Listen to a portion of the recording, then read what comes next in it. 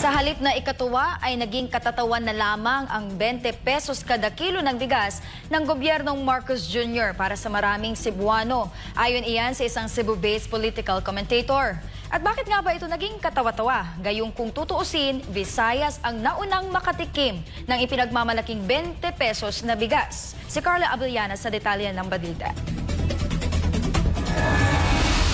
Hindi nakapanipaniwala ang programa para sa mga taga Cebu. Sa halip nga na ituring itong seryosong tugon sa krisis sa pagkain, ay marami ang nakikitang biro lamang ito. Isang hakbang na tila higit pang nagpakita ng pagiging detached o kawalang koneksyon ng gobyerno sa tunay na kalagayan ng mamamayan. Yan ay ayon sa Cebu-based political commentator na si Ibi Hugalbot.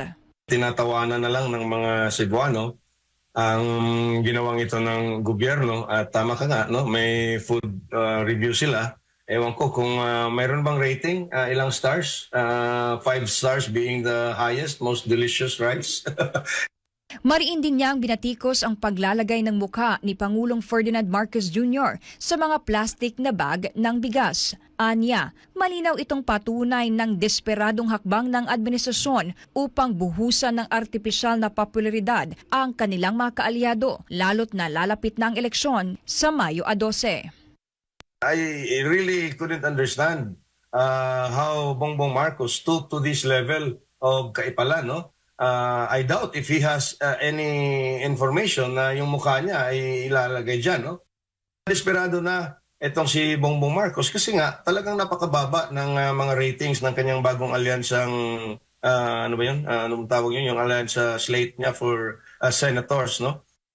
So, kumbaga, parang pakitang gilas ito nila.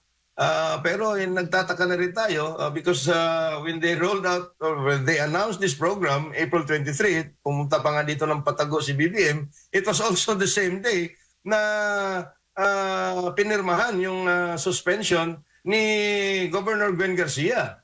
No? So talagang very suspect ang mga pangyayari nito. Samantala, iginiit ng political commentator na tila nawalan ng saysay ang panawagan ni Marcos Jr. na igalang ang due process at rule of law matapos ipataw ng Office of the Ombudsman ang 6 na buwang preventive suspension kay Cebu Governor Gwen Garcia. Isang hakbang na anay salungat mismo sa prinsipyo ng makatarungang proseso na isinusulong ng Pangulo.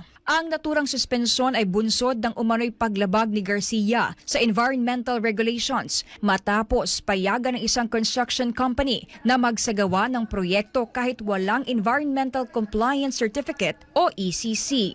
Giit ng kritiko, taliwas ito sa panawagang iginigiit ni Marcos Jr. Salit na magsilbing ehemplo, mismong pamahalaan pa umano ang lumalabag sa prinsipyo ng due process at rule of law mula nang maupo si Marcos Jr. sa pwesto.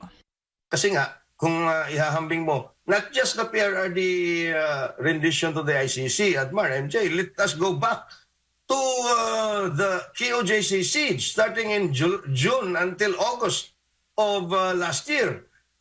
Nasaan ba yung due process no? Nasaan ba yung rule of law? Ani Hugalbot, iisang bagay lang ang malinaw ngayon. Walang rule of law at lumabag sa due process ang administrasyon ni Marcos Jr.